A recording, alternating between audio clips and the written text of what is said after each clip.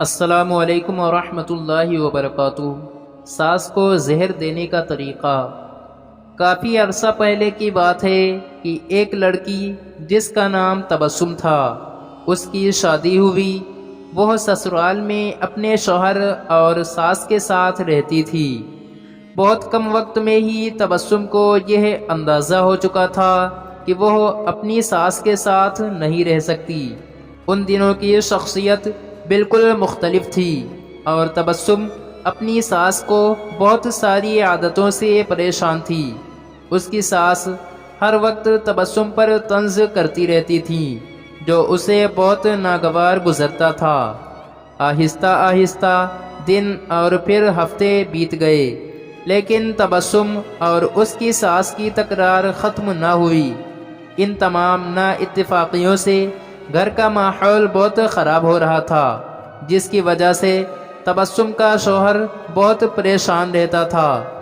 آخر کار تبسم نے یہ فیصلہ کیا کہ وہ اپنی ساس کا برا رویہ اور برداشت نہیں کرے گی، اور وہ اب ضرور کچھ نہ کچھ کرے گی۔ تبسم اپنے پاپا کے ایک بہت اچھے دوست احمد انکل کے پاس گئی، جو جڑی بوٹیاں بیچتے تھے۔ تبسم نے انہیں ساری کہانی بتائی اور ان سے کہا کہ وہ اس کو تھوڑا سا زہر دے دیں تاکہ ہمیشہ کے لیے یہ مسئلہ ختم ہو جائے۔ احمد انکل نے تھوڑی دیر کے لیے کچھ سوچا اور پھر کہا کہ تبسم، میں اس مسئلے کو حل کرنے میں تمہاری مدد کروں گا، لیکن تمہیں ویسا ہی کرنا ہوگا جیسا میں تمہیں کہوں گا۔ تبسم راضی ہو گئی۔ احمد انکل ایک کمرے میں گئے اور تھوڑی دیر بعد اپنے ہاتھ میں کچھ جڑی بوٹیاں لے کر لوٹے۔ انہوں نے تبسم کو کہا کہ تم اپنی ساس کو مارنے کے لیے فوری زہر استعمال نہیں کر سکتی، کیونکہ اس طرح سب تم پر شک کریں گے۔ اس لیے میں تمہیں یہ جڑی بوٹیاں دے رہا ہوں۔ یہ آہستہ آہستہ ان کے جسم میں زہر پھیلائیں گی۔ ہر روز تم کچھ اچھا پکانا اور پھر انہیں کھانا دیتے وقت اس میں یہ جڑی بوٹیاں ڈال دینا۔ اور ہاں، اگر تم چاہتی ہو کہ کوئی تم پر شک نہ کرے کہ تم نے انہیں مارا ہے، تو تمہیں یہ خیال رکھنا ہوگا کہ تمہارا رویہ ان کے ساتھ بہت دوستانہ ہو۔ ان سے لڑائی مت کرنا، ہر بات ماننا اور ان کے ساتھ ایک ملکہ کی طرح برتاؤ کرنا۔ تبسم یہ سب سن کر بہت خوش ہوئی۔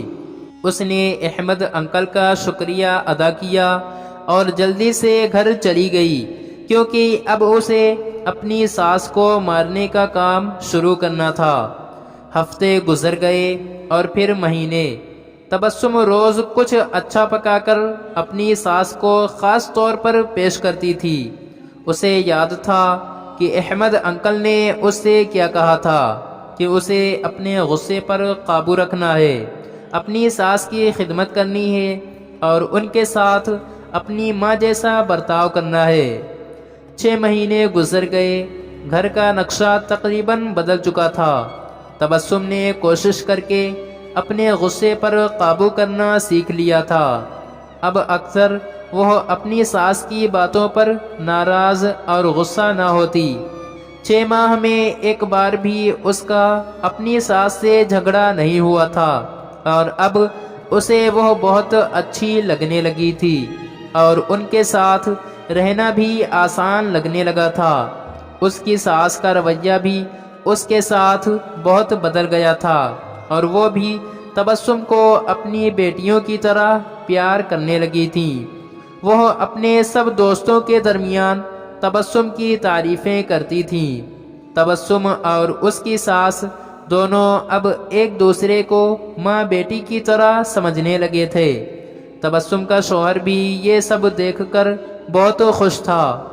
ایک دن تبسم پھر احمد انکل کے پاس آئی۔ تبسم نے کہا کہ آپ مجھے طریقہ بتائیں کہ کیسے میں اپنی ساس کو اس زہر سے بچاؤں جو میں نے انہیں دیا ہے۔ وہ بہت بدل گئی ہیں۔ میں ان سے بہت پیار کرتی ہوں اور میں نہیں چاہتی کہ وہ اس زہر کی وجہ سے مر جائیں جو میں نے انہیں دیا ہے۔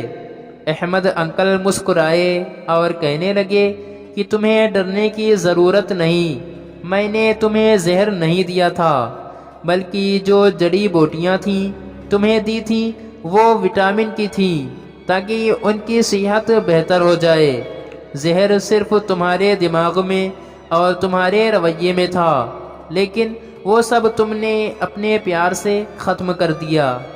یاد رکھیے، ہمارا رویہ، ہمارے الفاظ اور ہمارا لہجہ یہ فیصلہ کرتا ہے کہ دوسرے ہمارے ساتھ کیا رویہ اپناتے ہیں۔